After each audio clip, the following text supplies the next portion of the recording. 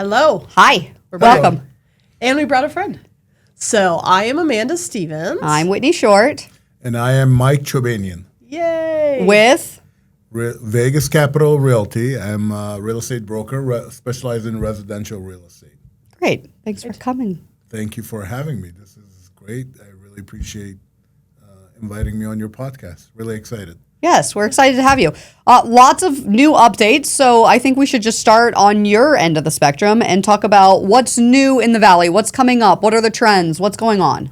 So the Las Vegas real estate market in general, last year we saw a slowdown, and it's not just Vegas itself.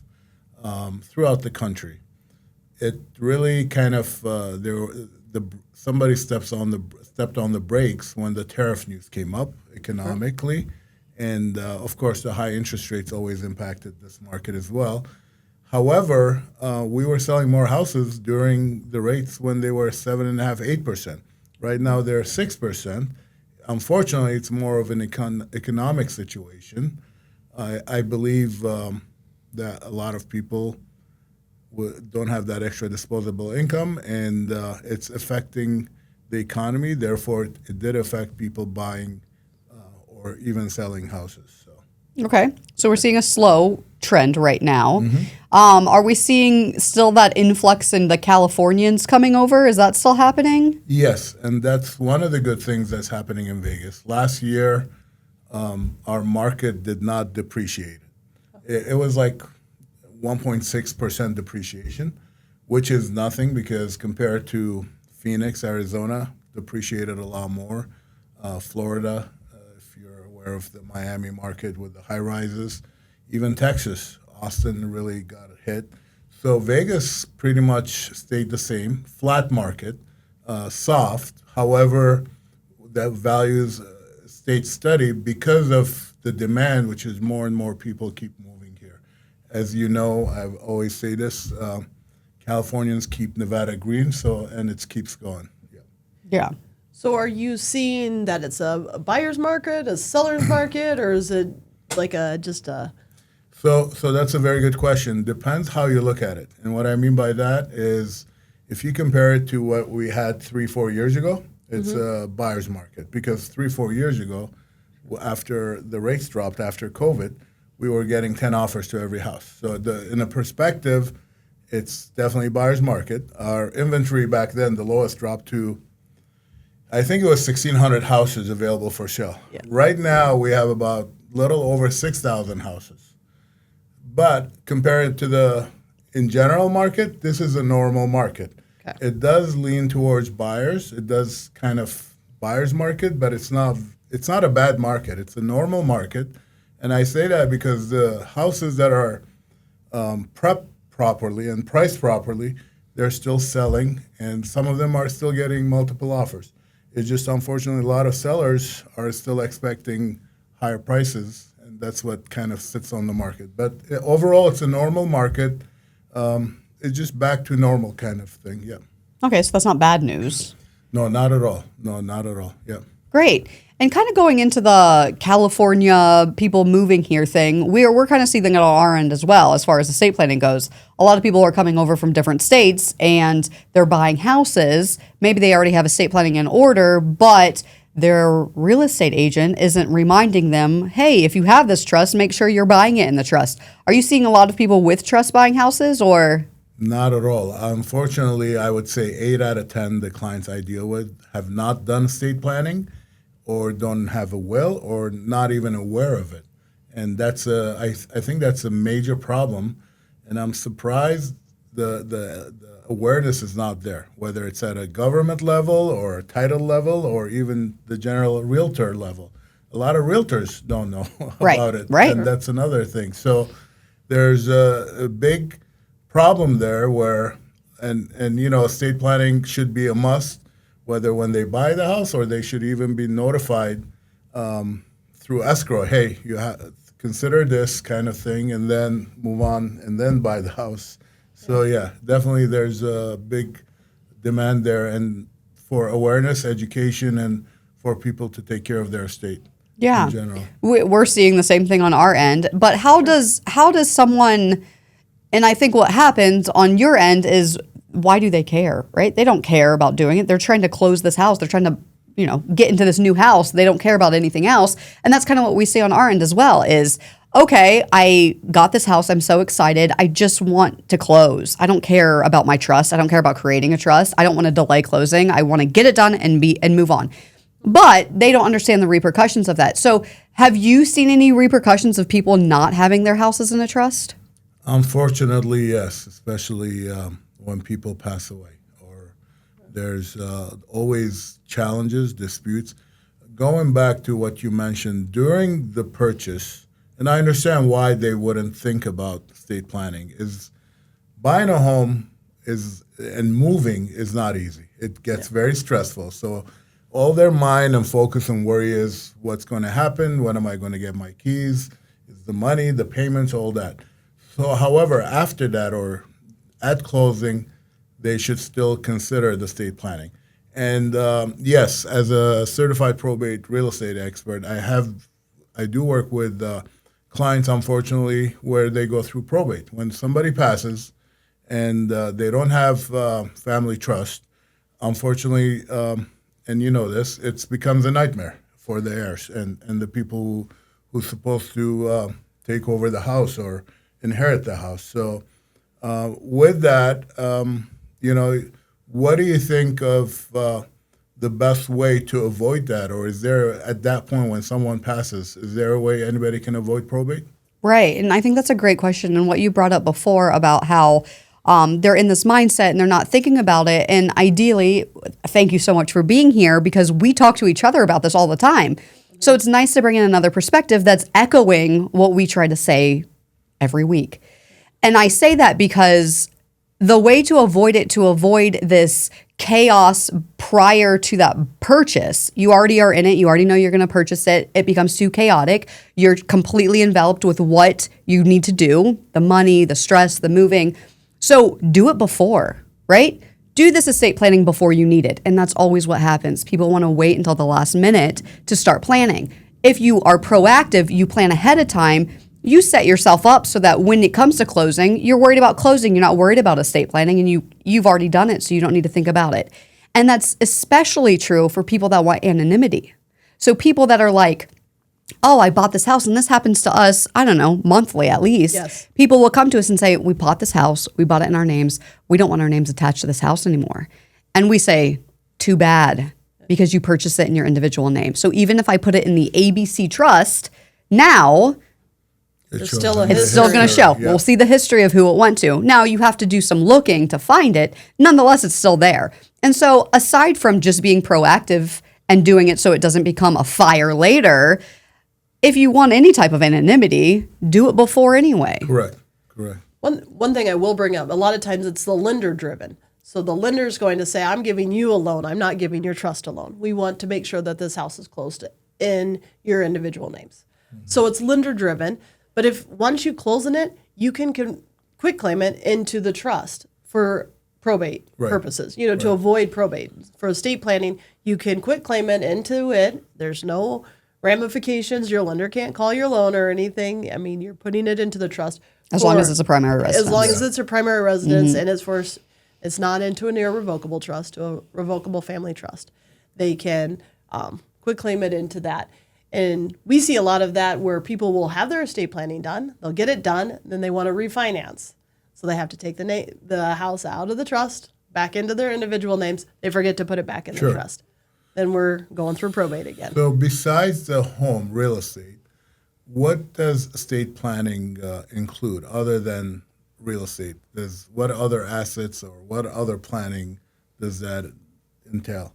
Yeah, and so estate planning is like a blanket statement. It's going to cover you during life. It's going to cover your assets. It's going to cover you after death. Now, if we're talking about your estate in terms of assets, your estate is everything that you own. Right. Okay? And so how you handle each one of those assets differs based on the type of asset. Ideally, if you have a trust, the majority of assets are in the trust. Right? The trust is the glass. We always talk about the trust being the glass. The assets are the water within the glass. Having the glass is not helpful. You actually have to have the glass filled for it to work. Because what we see a lot is and you've probably seen this too. People will have a trust, but their house isn't in it. I have this trust. Look at this pretty document I have. Well, great. It's not working for you right now because nothing's in it. Sure. And so that's kind of how it comes down is the majority, your bank accounts, your vehicles. Vehicles are arguable or they go either way. Investments, a lot of things, there are nuances within them, but at some level, they need to get into your trust. Sure. And I understand also if somebody, God forbid, got sick in their hospital, someone who's going to be making a decision on their behalf. What do you call that?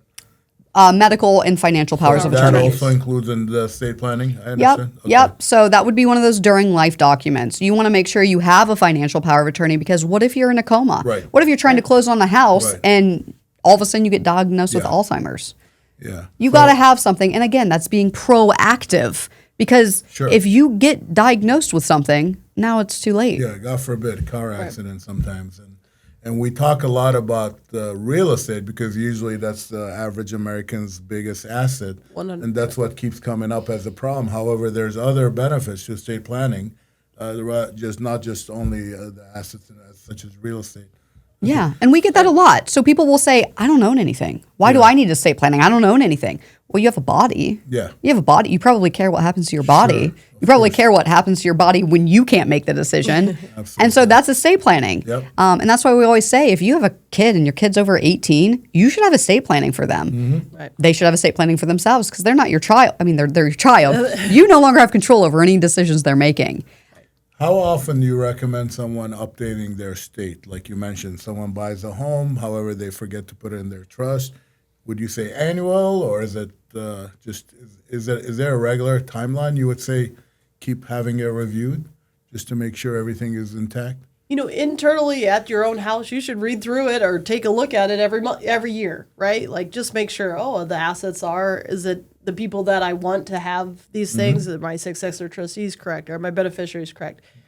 If life events happen or every 3 to 5 years, that's like a big chunk of a period of time. You get go visit an attorney, make sure it's still reflective of what your desires are. It's also a good time to look at your assets. Are my assets that I currently have titled in this trust? Sure.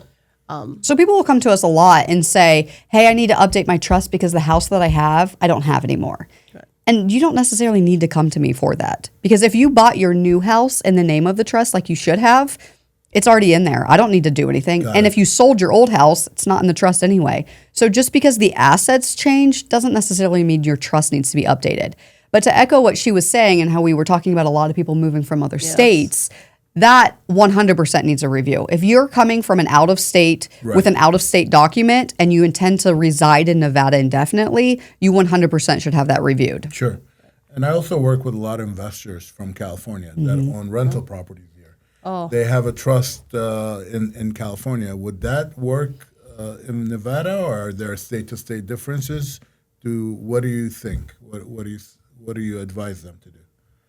So it's kind of a double question. So can they own property with a California trust, a Nevada property? 100%. So and it's actually advised to make sure that those properties are in a trust or in an LLC that's owned by the trust. Otherwise, you're going to go and probate in 2 different states. So not only is it annoying to do it in one state, having to do it in Nevada, but if you live in California, you're doing it in California, you're doing it in Nevada. Right. Double whammy, right?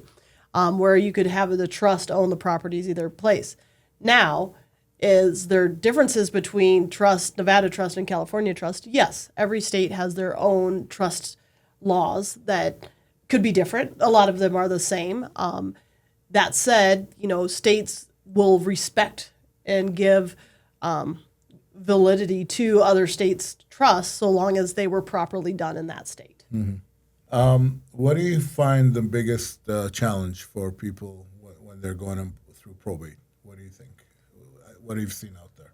So if we kind of focus on real estate, imagine somebody in your family passing away, and I don't know the statistic, but I assume it's the majority of homes have mortgages. Again, don't know if that's true, but I have to assume that that's true. Sure. If that's true, if you own a home and you have a mortgage, and now your relative has passed away and they have a mortgage, I am going to have to float 2 mortgages until I can get this through probate so that it doesn't get foreclosed on. Sure. Now, does that actually happen? Do probate properties get foreclosed on. Yes, but it takes a while. As you know, foreclosures take a while. Correct. And so it's not like something that you need to do immediately. And that's what we usually tell people is the minute that something happens and there's property there, they will freak out. They're like, I don't want this to go into foreclosure. We're going to lose it. They're already sending us letters, and the lenders will send letters immediately. As soon as you miss one payment, because they want to foreclose as quickly as possible if they can. At the same time, Nevada is not unique, but somewhat unique in our HOA super priority liens, right? The HOAs can foreclose before a lender can. Yes. Which is crazy. And so when I talk to probate administrators, I always say focus on the HOA before you do anything because they will be able to do it faster than almost anybody else can. And so the rub is one, having enough money to sustain your own property, and going through the probate process is long. And you don't have the authority to do anything until the court gives it to you. And that could be months. Right. You have to get a death certificate, which in this county is taking about a month. 30 days. Yeah, you have to get on the court's calendar, which can be a month. So you're already looking at multiple months just to get appointed to then start acting. So the biggest rub really is, the stress of having to do that and the ability financially to sustain that without worrying about it going to foreclosure. Sure. Does a will prevent probate? So a will. Love that question. A will means you're in probate. The Yes. only time anyone's reading your will is if you're in probate. So you're in the probate process. We get to the end of it. Instead of going by what the statute says to disperse your funds, they're going to look at your will. So, okay. But it So does you're not still going prevent through probate. any of that. Your will is going to direct the court where your property goes. Right. It does not. And that's that's the biggest misconception we always get. I have a will. I'm perfectly fine. And how long are you seeing probate last lately? Oof. 4 months, 6 months, a year? 18 Yeah. months. 18 months, wow. No, I would say generally we can get a if, and this is the big if. Everything is set. Everything Right. is ready. People are responsive. There are no creditors. There are no contests. Sure. Nobody's fighting. If all of that is fine, we're taking about 9 months if it's a house. 9 months, okay. And But you can sell real property during probate, as you know. If as soon as you get appointed as an administrator, you can sell the property. You have the authority to sell the Right, property and if get you the letters if you and- applied. Yeah. okay.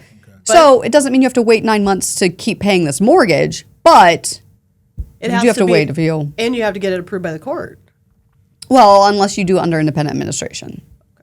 Yeah. So And a lot of people don't realize, besides the fact that it takes 6 months, a year, besides all the headache and stress that comes along for the heirs to handle the whole probate or manage another property, whether it's payments, is the cost to do probate, right? There's Yeah. a lot of, so in order to prevent all that, it's just as simple as just get your estate planning done, right? Beforehand. Beforehand, 100%. yeah, and people always get scared because they think of trust and then they immediately go to like trust fund babies. I don't have enough money for that. I'm not a Right. millionaire. I don't They need a think trust. it's for rich people. yeah. Exactly. No, misconception. If you have a house, a trust would make a lot of sense. But there are some people that we don't even recommend trust for. Some people were like, no, a trust would be overkill for your unique situation. Right. So don't do it this way, do it this way. And we'll suggest like a transfer on death deed. Yeah. If anything, because of the costs involved to do a probate and everything else that goes along with it, the average person who's not rich needs it more than anyone because their heir is not going to be able to handle it. If and it's not a good experience anyway, but it's definitely, and a lot of people, like you said, I've come across that don't know about it is because they think it's for the rich only, and they think 100%. it doesn't belong to them. So. And our costs are only, as a society, our costs are only going to go up. So it's not like if you wait, it's going to get cheaper, right? That's true. And so people are like, oh, probate itself will be more expensive. Estate planning itself will be more expensive. So it's, going back to the education and awareness. I think the more we talk about it as professionals, that's going to help more people. And I admit it, I've been in the business for 21 years. My wife and I did our family planning and estate planning only 6 years ago. Right. And I didn't know about it. And I admit it, Right. being in the business. And Right. at that point, since then, of course, I've learned, I educated myself. I'm a probate real estate expert right now. But So that's a major problem out there, and I think the more people look at it and educate themselves is a must kind of thing. I want to bring up something we talked about earlier, Mike. You were saying, I have this older person that is looking to sell. Their health isn't maybe in the best condition. Why don't we just add their child onto the title of the house? And what did Whitney and I say? No, don't have them do that. And it's about educating. But that happens all the time. I mean, All people the will time. they'll come to us and they'll say, "Oh, my son or daughter or friend is on the title." I'm just going to add them to the just title gonna of add the it. house. Or have a joint tenancy. Joint tenant with right of Right. survivorship. And that is going to mess you up tax-wise. It's going to mess you up liability-wise. So if that, and a lot of people will say, I'm just doing it for ease. Like, it's going to go to my daughter anyway. Why wouldn't I just add her name to it? Right. Well, one, it's much better to inherit property than be gifted it. Number two, her liability is now your liability. If she gets a divorce, if she gets in a car wreck, if she has some sort of creditor issue, they're going to look at what she owns. And what she owns is your house because you put her name on it. And the same thing goes the opposite way. Mom is driving at 87 and kills somebody. I mean, your name is on that house. So they're going to say, oh, Right. Right. I'm going to attach to this too. And also, Same with bank accounts too. I'll just add my kid onto my bank account. Well, you've just exposed everything to your child as well. yeah, and one of the things you mentioned is if you add someone and let's say the primary person passes, now that other person is going to be treated as a second home, and they're going to be facing capital gains. Right. So if you think about it, you have your It's primary. not a primary home anymore. It's not a primary home. Yeah. Right. Right. So that's there's a some big issues there. Yeah, that could be costly as well for people who do take over that home. Well, yeah. And then if they sell it, they're not getting that step up in basis as if they would have if they had inherited it. Right. Right. So I think just to conclude, I think that in the end, we've all kind of come to the same conclusion of estate planning can't ever be done too soon, but it can very frequently be done too late. And Mike sees that a lot in real estate anyway, is people don't have their houses in trust, or as a probate specialist, you see them going through this process because they didn't plan properly. So to kind of sum up everything, plan now instead of waiting. That's right. 100%. That's absolutely right. Yep. Well, Thank you so much for coming. Thank you very much. This is great and very informative, and I learned something, and I appreciate you. Thank you. Thank you.